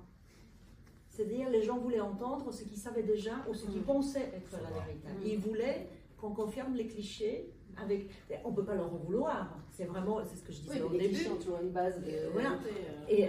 Mais dès qu'on sortait un peu de ce qui était attendu comme réponse, c'était étrange. Donc ensuite, on a discuté avec Sonia, on s'était dit, mais qu'est-ce qu'il faut faire avec ça? Et on se dit, nous on sait écrire, il n'y a qu'à écrire. De nouveau, évidemment, il faut qu'on écrive. Et donc on avait contacté ensuite les autres filles de l'Est comme nous, qui sont dans le cas, c'est-à-dire venues de l'autre côté du mur, dans différentes situations, écrivant en français, ou sur Grażyna, qui, bien qu'elle habite à Bruxelles, écrit toujours en polonais ou en anglais, donc c'est la seule qui est traduite, mais son histoire est très intéressante. Et effectivement, il y avait tout de suite un groupe qui s'est formé très rapidement, un éditeur qui était d'accord pour le projet. Et comme ça, le recueil est né justement par une espèce de réponse à quelque chose qu'on s'était dit qu'on le vivait individuellement dans nos rencontres et qu'on a vécu là, toutes les deux, à ce moment-là. Et donc, l'idée est née comme ça, véritablement. Ensuite, on était absolument ravis que France Culture a été passionnés par ce recueil et ils ont fait une adaptation donc, radio et j'en ai d'excellents retours et je ne sais pas pourquoi ce n'est pas une compétition mais je crois que c'était la voix qui manquait aussi à Olivier Goetz à avoir ces récits mis en ordre, en oralité, à entendre ces histoires. Je pense que ça aiderait énormément ce genre de projet d'avoir cet accès de podcast et de pouvoir revenir là-dessus. C'est peut-être c'est le fait d'époque qu'on lit un peu moins et qu'on va être encore sensible à la possibilité ou le film, et je prends un exemple précis qui est Völna, qui a fait parler beaucoup de lui en France quand il a été diffusé en France, où les gens découvraient un petit peu ce qui s'était passé pendant l'arrivée des... Mais je voudrais encore réagir par rapport à ce que tu disais à l'histoire. C'était en 1946, il y avait un colloque à Genève qui s'appelait l'Esprit européen. Donc il y avait Benda, Jaspers, Merleau-Ponty. C'était une dizaine, vingtaine d'intervenants sur 3 jours. Chacun présentait longuement sa vision d'Europe et ensuite suivait la discussion. Seul le Lukács hongrois venait de l'autre côté du mur. C'est quand même pas très chouette. C'est sûr. Et je pense que c'est le résultat de Yalta. Mais moi, je trouve ça toujours très paradoxal, en fait, cet oubli. Moi, j'appelle ça l'oubli, en fait, Ouais. de l'Europe centrale par l'Occident, enfin l'Ouest, etc. C'est toujours assez paradoxal quand même, parce qu'il faut quand même se rappeler que c'est quoi? C'est 40 ans, en fait, de rideau de fer. C'est pas énorme, hein, finalement. Et ça suffit, en fait, pour forger, enfin, pour créer cet oubli. Et puis, de nouveau, en effet, le 24 février 2022, en fait, j'ai l'impression que les Français, notamment, avaient oublié que l'Europe centrale, c'était un peu le sismographe de l'histoire européenne. C'est pas mes mots, c'est Antoine Marès qui dit ça, et je trouve ça extraordinaire parce que c'est exactement ça. C'est vraiment un excellent résumé.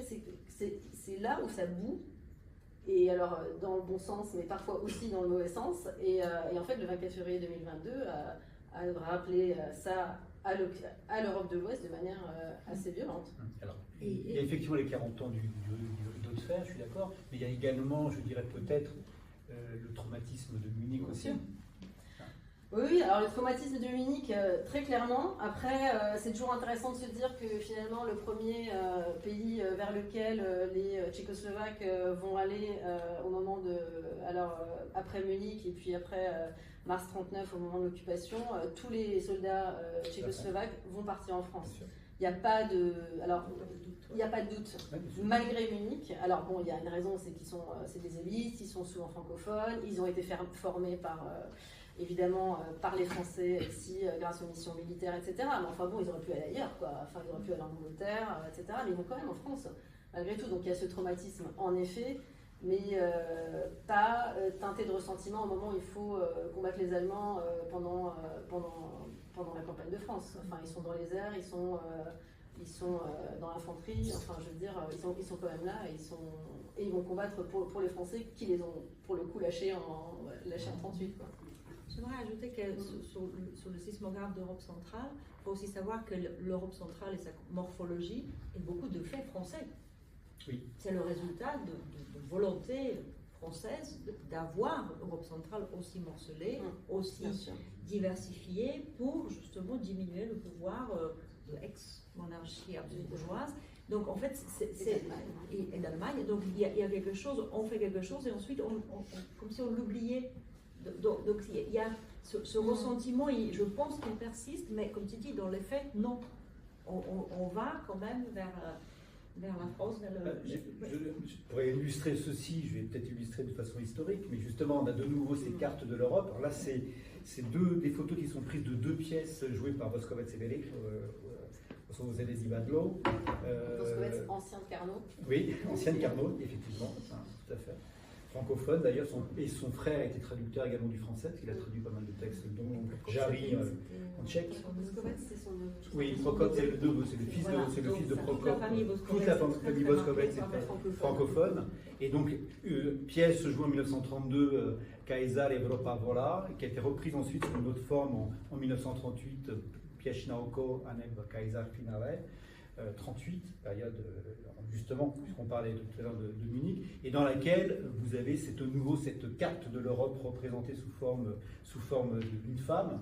Hein, qui pour le coup tombe sur sa tête. Qui en plus, effectivement, la tête l'Espagne, c'est parce que c'est aussi, dans la version 38, elle porte un bandage et elle est attaquée par des avions qui sont comme des moustiques, parce que c'est la guerre civile espagnole. Hein, et carte faite d'ailleurs par Adolf Hofmeister. C'est Adolf Hofmeister qui avait dessiné cette carte. Et je vais juste vous montrer l'extrait qui montre encore une fois, je dirais, ce double aspect. C'est-à-dire confiance, peut-être tragédie parce que la confiance n'est pas forcément tenue totalement, et en même temps quand même, à la fin, je dirais un aspect positif, c'est que malgré peut-être cette confiance trahie ou pas tenue, on reste quand même ensemble et on essaie de combattre ensemble. Donc, c'est un extrait d'un film qui s'appelle Crisis, qui a été tourné par Herbert Klein, qui était un cinéaste américain, mais dont l'opérateur était Alexander Hackenschmidt. Alexander Hackenschmidt, qui était un photographe d'avant-garde tchèque, qui était proche de David d'ailleurs, qui connaissait Boskovec et Velir, et qui ensuite va partir en France, encore un de ceux qui partent en France quand il y a l'invasion de mars 1939, et ensuite va émigrer aux États-Unis, il va mourir aux États-Unis sous le nom d'Alexandre Hamid. Et donc cet extrait du film Crisis de 1939 montre justement cet extrait de pièce de Boskovec et Velir. Je vais la mettre tranquille.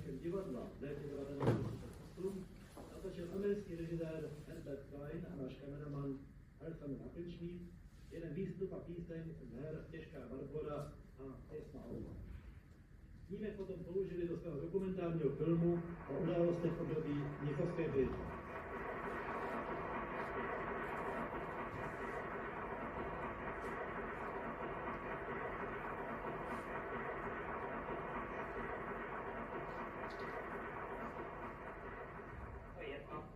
Vulčička, to ne. Tady to, co je. To je Miss Europe. Evropa, právě. To je toto. To je hlava, ji tam nasadili vši tam nasadili odsaď a jste měli košile. No to je tedy prosím Španělsko. Teď a proč ušili tady tu košili zde in Berlin, aby ta francouzská bluza a ruská sukně v tom zmizela. Docela vám radši nejví, jen aby košile mohla být. Může ta ruská sukně a ta francouzská bluza zmizet? Nemůže. A proč nemůže zmizet ta French blouse a Russian skirt? Protože je tady špendlík, neboli Sicherheitsnadler, neboli fancy pin, made in France. Teď mi budu dívat učet Jáva. Tyhle, kdo to byl David? David a Goliáš byli dva. Kdo co byl on? David byl malý. Malý byl ale chytrý. A sporý. Lidi na lidi, to jako sadě, člověk jako tak. Podívejte se na ně, musíte napíkat. Oproti musíka myslí, domnívajte, že vyhraje. Klidně seďme na židli, čtěme Bibli, tam to všechno je Samuelova kniha napovídá. Jak na žida přišla veliká třída, jak ti vidí Kristýni vás nebyli, jak potkali Davida. David žadoval si volky nevolky, velké dálky nepotratu momolky, pokud jste pytl odnal si prospěšavcího do třičů, tři rozloholky. Hej, hej, kásterolej, ty to malé, takhle, jako provokuje David služe to je kliku, ale obrpnul do očí. David se otočí, prakem zatočí, když začíná to, tak tu máš prostě velké jáze, kuráka, jaké jdem,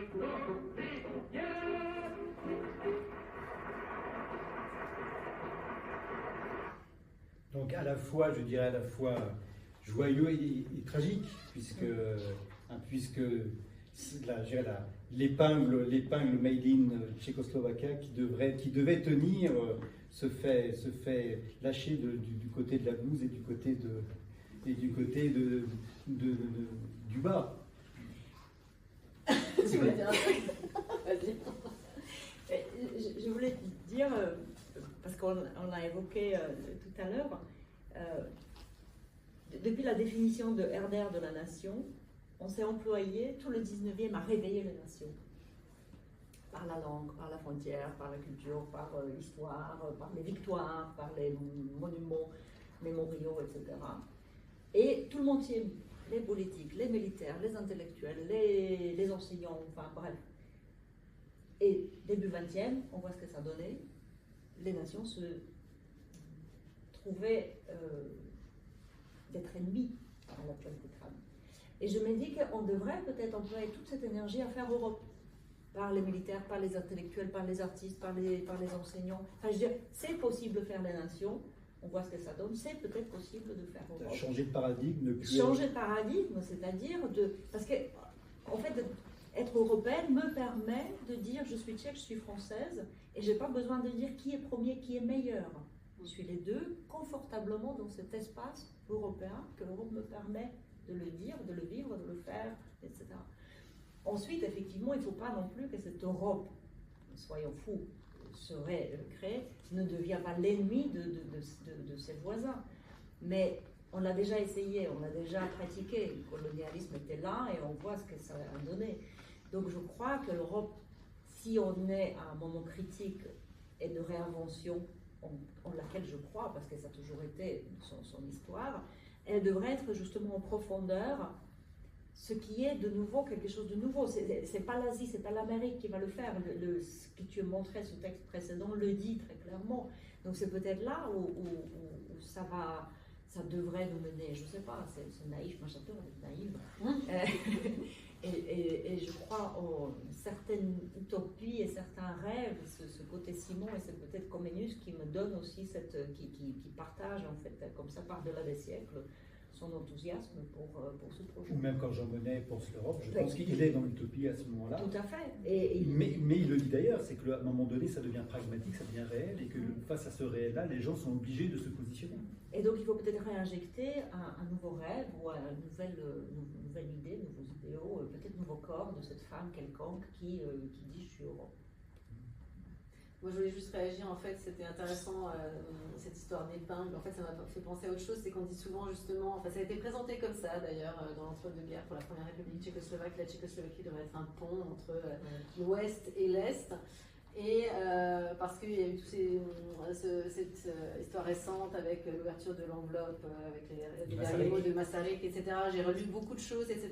Et je suis retombée, alors je ne sais pas si c'est une vraie citation ou pas de son fils, Jan Masaryk, qui disait que c'est bien d'être un pont, mais c'est le premier à se faire marcher dessus et être détruit pendant un conflit. Donc c'est un peu le double. C'est bien d'être un pont et une passerelle entre. Mais il ne faut pas que les berges bougent trop. Voilà, et il faut que les piliers soient solides aussi. C'est ça. Voilà. Mais en fait, c'est juste cette épingle qui m'a fait penser à cette analogie. Voilà. Mais en fait, moi j'y crois quand même. Hein. Franchement, moi j'y crois à cette histoire de pont. C'est bien d'être un pont. C'est bien de créer des liens. Même si c'est beau un pont, enfin voilà, c'est un bel ouvrage d'art. C'est mon côté optimiste aussi, tu vois, idéaliste comme toi, parce qu'il faut un petit peu injecter un peu d'optimisme dans tout ça. C'est important. Enfin, je veux dire, d'ailleurs, toi tu le fais avec tes livres. Enfin, tu vois, tu fais découvrir aussi la Tchéquie, mais pas que aux Français, aux lecteurs français. C'est ça, hein, le pont. Enfin, je veux dire, c'est important. Soyons bons. Soyons bons. Alors, j'ai encore une question, mais on pourrait terminer sur cette constatation. Que soyons bons, je pense que c'est effectivement ce que nous sommes tous d'ailleurs, puisque nos histoires individuelles font que nous relions des espaces, nous relions des gens, nous essayons en tout cas de le faire. Mais il y a aussi quelque chose qui relie les choses, c'est la langue. Et c'est quelque chose qu'on n'a pas encore abordé, peut-être, que j'aimerais quand même un tout petit peu aborder, parce que voilà, je vais encore être peut-être un petit peu provocateur. Hein. Mon pays c'est ma langue, disait Albert Camus. Hein. Et on se rappelle ce que disait le général de Gaulle de façon peut-être un peu brusque, mais si une Europe existe, il n'est pas question qu'il y ait une espèce d'espéranto de Volapük qui nous relie. Or, on a besoin d'avoir une langue commune. On a besoin d'avoir des langues en parallèle. Donc la question se pose aujourd'hui, c'est est-ce que il faut penser cette Europe, ce pont relié par une langue, par des langues, par un système de langues, par toi par exemple qui a choisi d'écrire en français. Je reviens à cette idée de recoudre, de tissage. Les langues sont aussi des fils qui recoupent d'une certaine façon l'Europe parce qu'ils sont porteurs de la culture, de l'histoire, d'un récit. Et donc, moi, plus il y a des langues, et plus mieux c'est. Mieux c'est parce que ça veut dire que ça diversifie le regard sur le monde, la façon de le dire et la façon de pouvoir le vivre. Donc c'est une richesse, absolument. Et on revient au projet de Comenius, d'ailleurs. Oui, parce que Comenius, il était quand même génial, ce garçon, hein, parce qu'il a à la fois inventé la langue maternelle, donc c'était vraiment très très nouveau, c'est-à-dire d'abord par une seule langue, l'enfant va apprendre le monde, et en même temps, il ne dit pas la langue maternelle c'est quelque chose qui va être unique, non, il propose tout de suite Orbis Pictus, donc traduction dans 3 ou 4 autres langues, donc il met l'ordre dans une polyglossie, dans un bint linguistique que le XVIIe siècle en fait pratiquait, mais il y avait la langue latine qui a un peu supplanté celui-là qui le parlait très bien, donc c'était des seigneurs, c'était des notaires, c'était l'intelligentsia, les savants, et le latin vulgaris qui était pratiqué au moment de commerce. Donc c'était quand même une langue de nouveau, une langue ciment dans ce bazar linguistique, parce qu'il n'y avait pas de langue nationale, tous les territoires étaient extrêmement XVIIe siècle. Donc comme il dit, on va mettre un tout petit peu d'ordre là-dedans, mais n'oubliez pas qu'il en faut au moins 4 pour pouvoir se mouvoir sur ce continent. C'est quand même une leçon extraordinaire, c'est vraiment génial. Et il nous donne le mode d'emploi, c'est-à-dire il nous donne le livre par lequel la méthode par laquelle on peut appliquer ce qu'il pense qu'il va pouvoir relier, retisser, recoudre et faire vivre ensemble. Donc et moi j'aimerais, très personnellement, moi l'écrire en français pour moi c'est un acte de liberté.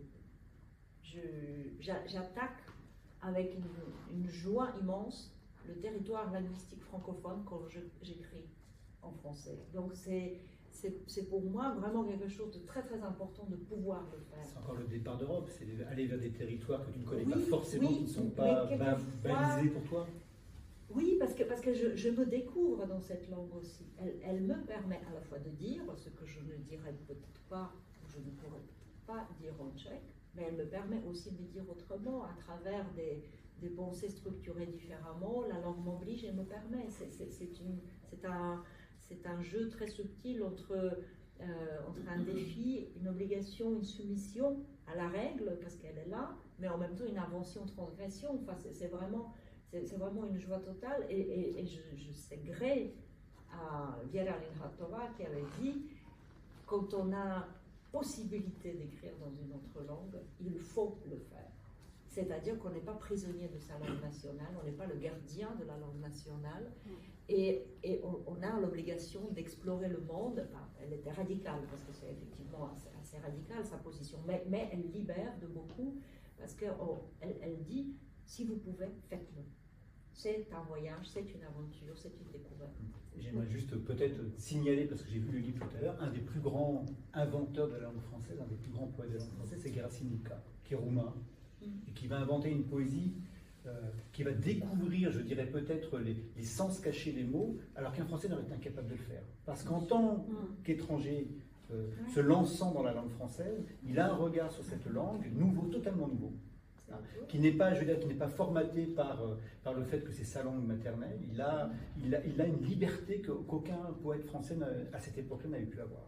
Mais ça, je pense que c'est aussi comment dire, ces petites langues, le tchèque, le slovaque, dans une autre mesure le hongrois qui est complètement différent, évidemment, qui n'est pas une langue indo-européenne. C'est un peu leur vocation peut-être comment dire, de dire aux autres et de dire peut-être aux pays qui ont des grandes langues internationales de type français qu'il faut apprendre les langues, qu'il faut apprendre d'autres langues. Pour les Tchèques, c'est plus facile d'une certaine manière, ils sont obligés, personne ne parle le tchèque, je veux dire, à part ceux qui décident sur un coup de tête d'aller apprendre le tchèque alors qu'ils ne parlaient pas avant. Donc, d'une certaine manière, enfin voilà, ils n'ont pas le choix, alors qu'un Français aura toujours, d'une certaine façon, le choix de ne pas apprendre d'autres langues. D'ailleurs, moi, je trouve ça toujours très triste. Hein. Pour le coup, je suis une fille de prof d'anglais, il n'y a que des profs d'anglais dans ma famille, donc moi, c'était un calvaire à l'école, parce que tout le monde parlait comme une vache espagnole, et je trouvais ça dramatique, enfin, que personne fasse l'effort de sortir quelques mots correctement en anglais, parce que c'était snob, parce que c'est un peu cette espèce de mentalité-là, que j'ai jamais, par exemple, trouvé ici en Tchéquie. Voilà, les gens vont parler une deuxième langue étrangère. Alors c'est peut-être aussi l'effet Prague, hein, c'est un effet bulle aussi, quoi. Mais c'est peut-être aussi parce qu'il y a ce passé bilingue. Hein, mine de rien, les gens ont parlé tchèque et allemand quand même assez jusqu'à l'époque récente, et probablement encore dans les régions frontalières toujours. Donc, alors qu'en France, avec la disparition des patois ou des langues régionales, et avec ce côté, voilà, une grande langue qui a été jadis vraiment internationale, au même titre que l'anglais, et toujours quand même une grande langue, même en termes de nombre de gens qui le parlent dans le monde, et ben on ne fait pas trop l'effort de parler notre langue. Alors c'est ça qui nous relie. Et d'ailleurs, c'est drôle, alors c'est toujours de bon ton de râler sur le fait qu'au Parlement européen, la langue, la lingua franca serait l'anglais, etc. Oui, mais non aussi. Enfin, je veux dire, j'ai fait un entretien avec la chef des traducteurs du tchèque au Parlement européen. Enfin, je pense qu'on ne se rend pas compte le nombre de combinaisons linguistiques qu'il y a au PE. Toutes les langues européennes sont là-bas et sont obligées d'être traduites. Et donc, il y a des traducteurs pour plein de combinaisons de langues. C'est une tour de Babel incroyable. On ne se rend pas compte combien c'est extraordinaire, en fait, comme, même à ce niveau-là. Enfin, et ils se font des séminaires sur les significations d'un mot, c'est complètement dingue. Ils ont des échanges, voilà, c'était incroyable. Elle me racontait ça, moi je trouvais ça formidable. Je trouvais ça passionnant parce que j'adore les langues, mais je veux dire, en dehors de ça, je me dis, enfin, les gens ils se rendent pas compte en fait déjà du boulot que c'est et de l'enrichissement que c'est pour trouver le mot exact, pour pas qu'il y ait d'erreur, pour que justement la concorde subsiste, parce que si on se trompe de mots... D'ailleurs, la Cour de justice, elle est en français, c'est pas en anglais. La langue est française. Mais quelquefois, on me demande, mais pourquoi apprendre le tchèque? Je dis, mais question est, pourquoi le tchèque existe encore? De fait d'histoire, il aurait dû disparaître, un peu comme le bulgare et tout un tas d'autres langues. J'ai dit, mais peut-être qu'on a des choses à dire. C'est peut-être une toute bête raison, parce qu'on a des choses à dire de cette langue, par cette langue-là, qu'on ne pourrait pas dire autrement. Exactement. Donc ça me suffit comme bonne raison en fait, de défendre cette langue. Et par ça aussi défendre les traducteurs. Traduction. Les traducteurs ils vont, je veux dire, aussi incarner que Europe, c'est-à-dire le vrai corps, le vrai esprit, vraie histoire derrière le traducteur qui va choisir tel mot et pas tel autre qui va étudier étymologie et qui va expliquer pourquoi c'est celui-là qu'il faut utiliser ou pas. Donc se battre pour qu'il y ait encore des traducteurs humains. Tout à fait, absolument. Oui, je pense que lien. C'est aussi eux le ciment, bien sûr. C'est ce lion, ce fil à coudre qui oui. Écoutez, j'ouvre la discussion que nous avons menée tous les trois avec Lenka et Anna. Si jamais vous avez des remarques, des questions, des suggestions, des désaccords, peut-être. Juste un mot. Merci beaucoup d'abord pour vos présentations et c'était vraiment très inspirant, j'ai trouvé. Mais on parle beaucoup d'Europe, vous avez beaucoup parlé d'Europe, mais il y a l'entité, il y a l'Europe en tant qu'entité géographique, qui est un peu compliquée à déterminer aussi, parce qu'on l'a vu avec cette carte, on voit très bien le début du corps est très, très clair, mais après la robe, elle peut traîner jusqu'où l'Europe, jusqu'où va cette robe. Ça dépend de la force du vent. Si à l'orage, la jupe elle remonte. Si les temps sont calmes, la jupe elle descend et remonte. Donc il y a ça, il y a cette entité géographique, et puis il y a l'entité politique, qui est l'Union européenne. Et se définir comme européen, c'est deux choses assez différentes selon qu'on se parle en tant que membre d'un continent, et puis membre de cette entité qui est incarnée par le drapeau européen. Et je crois que c'est d'une certaine façon peut-être plus facile en tant que membre de l'Union européenne, pour moi en tout cas, de me déterminer, si on me demandait dans la rue qu'est-ce que c'est pour vous qu'être européen, je dirais c'est participer à un destin commun en fait, dans cette construction politique qui est celle de l'Union européenne.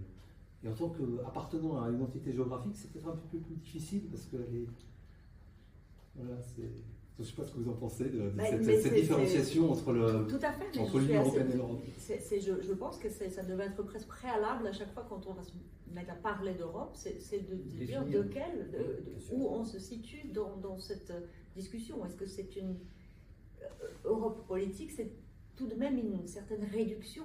C'est un choix, c'est une œuvre. Mais le continent, bien que pas tout à fait déterminé, c'est effectivement, on arrive dans le mythe, elle ne connaît pas ses limites, cette femme. Quand on lui dit, oh, ben tiens, on récompense un continent. On dit, super. Mais où il commence et où il finit? Les marins, ils lui donnent des contours très précis, parce qu'il y a la mer qui la dessine, mais en effet, à l'est, c'est toujours un petit peu problématique. Même à l'ouest, parce que quand même, il faudrait comment rattacher par exemple l'Angleterre à l'Europe. Il faut trouver mais ce projet politique européen, je le trouve absolument, vraiment génial.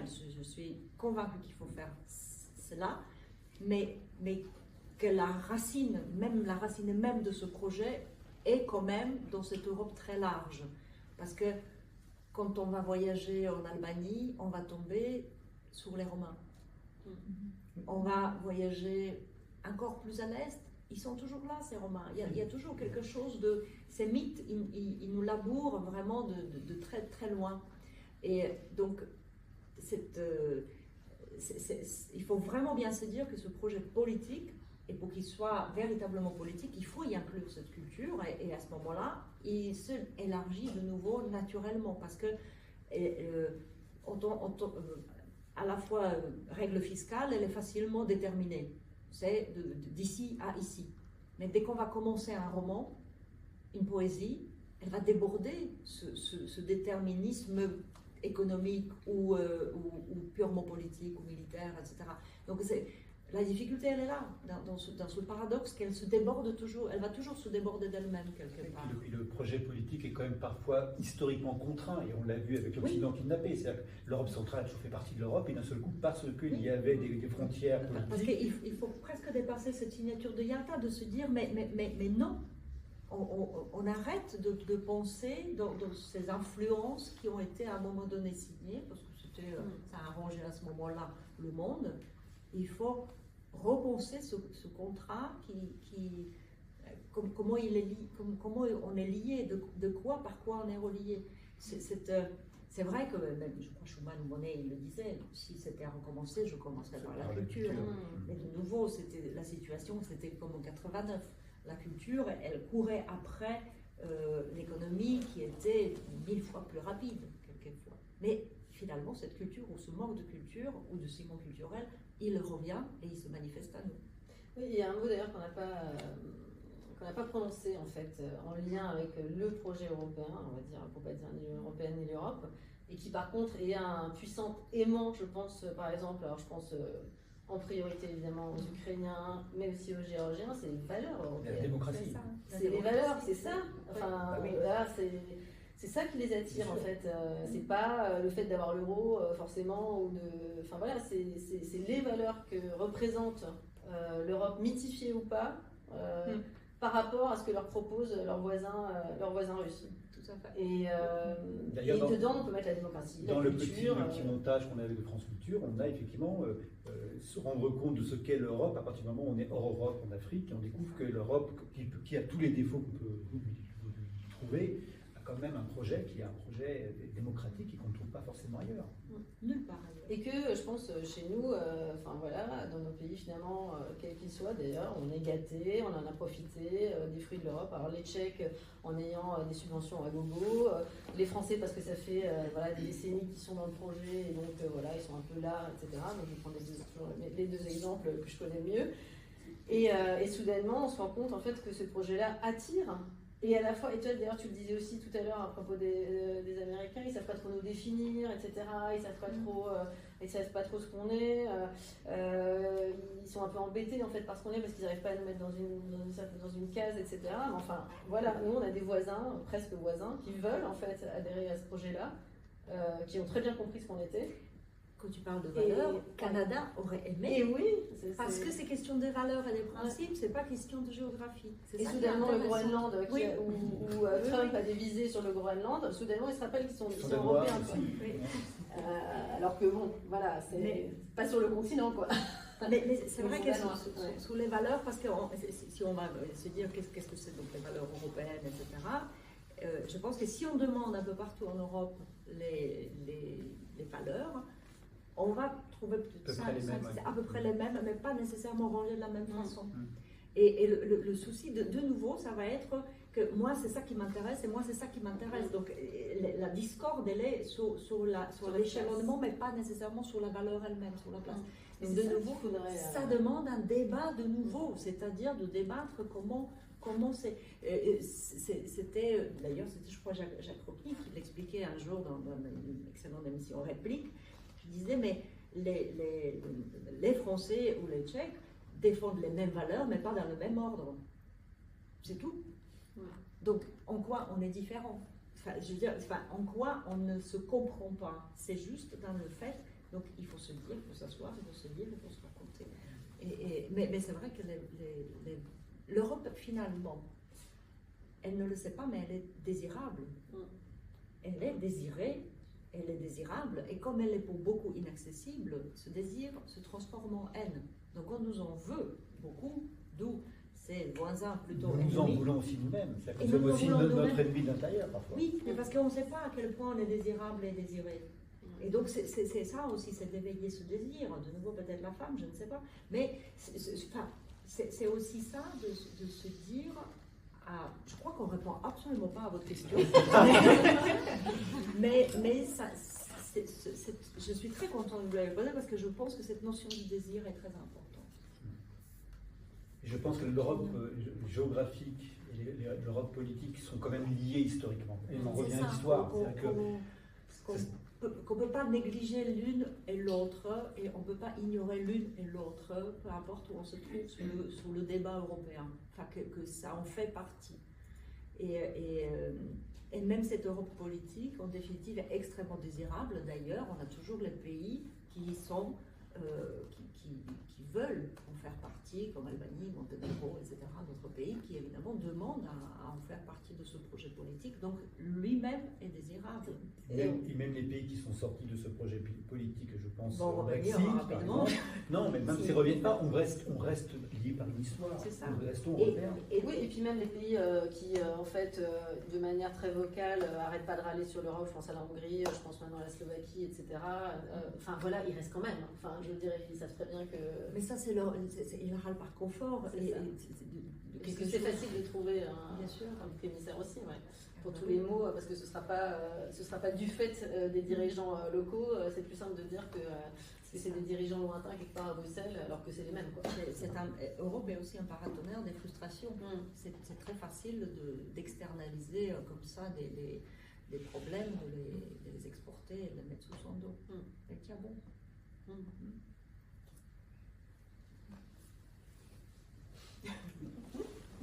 Bonsoir.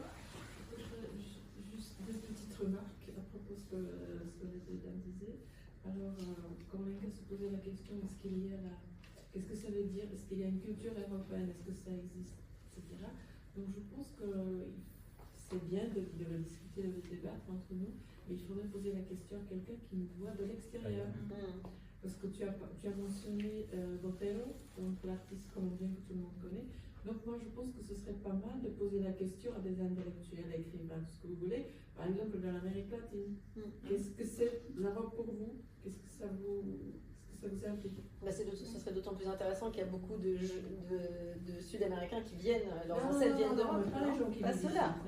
Non, je pense que les habitants en Amérique du Sud sont des descendants d'anciens Européens pour beaucoup. Pour certains, oui. Pour certains qui vivent réellement actuellement Oui, bien dans sûr, la d'accord. Et la deuxième remarque, quand vous parliez de Yejit Polyblad, pas Georges, s'il vous plaît. Oui, Yejit, bien sûr. Je l'avais dit parce qu'il y avait beaucoup, je sais, Oui. Yejit Polyblad, mais il y avait aussi du français. Oui, donc, Non, ça c'est un autre débat, je ne voudrais pas rentrer là-dedans. Mais déjà, ça c'est un projet européen, parce que c'est vrai qu'il a lancé l'initiative, que je trouve tout à fait géniale. Et même, disons, le ministère des Affaires étrangères tchèque, au début, quand on rentre en Europe, politiquement, ils utilisaient beaucoup cette idée-là. Mais ça a été créé beaucoup par un certain Malny, qui était le conseiller diplomatique oui, qui était français. de Yejit Polyblad. Donc, c'est déjà en soi, c'est déjà un projet qui n'est pas seulement local, mais qui a une dimension européenne. Je pense qu'il était vénitien ou quelque chose. Donc je pense que c'est déjà, dès le début, il y a déjà une dimension européenne. Minimum bilatérale. C'est Oui, tout à fait. Le projet de Yejit Polyblad était effectivement influencé par des idées qui n'étaient pas que des idées de l'Europe centrale, qui venaient également de l'Europe plus large. Et d'ailleurs, même la carte de Johannes Pusch était accompagnée par un poème écrit par Claudio Mario d'Arezzo, un Italien. Donc un mythe européen, parce que Pusch est né à Innsbruck, et d'Arezzo qui était, je crois, né d'ailleurs, pas à Arezzo, mais en Sicile. Donc c'est toujours, il y a toujours quelque chose, elle danse au minimum sur deux genres d'Europe, en définitive. Donc c'est effectivement intéressant. Ouais, je crois aussi. Il y a un rituel quand même.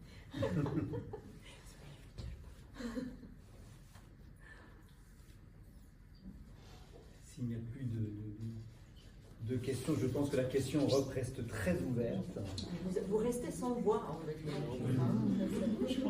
Si je peux. Oui, Julien. Ça m'évoque quelque chose. C'est vrai que c'est un débat très intéressant et sans fin. Mais peut-être que depuis 2022, depuis 2014, depuis 2017, la réponse est quand même beaucoup plus claire. Non, on sait ce que c'est qu'être européen aujourd'hui. On a la Russie d'un côté, on a Trump de l'autre. On a compris ce que c'était qu'être européen. Je ne sais pas s'il faut la remercier de ça, je n'irai pas jusque-là. Mais le débat est quand même beaucoup plus. Enfin, la question a une réponse beaucoup plus claire. Pour moi, en tout cas, maintenant. Merci aux Ukrainiens de nous le rappeler, mais merci aussi à Trump, quelque part, de nous rappeler ce qu'on ne peut pas être. Exactement. Mais ça a souvent été le cas. C'est souvent, on faisait la remarque en discutant, c'est souvent dans des moments de crise que l'Europe prend conscience de ce qu'elle est. C'est pour ça qu'on a besoin de l'autre, en fait, pour se connaître, pour se voir. En effet, on n'est pas seul, et quand on est seul, on peut tourner en rond dans une sorte d'idiotie. Donc l'autre, il vient nous dire, regarde, un petit miroir. C'est là où on peut en effet mieux se définir, peut-être. Merci. Merci à vous.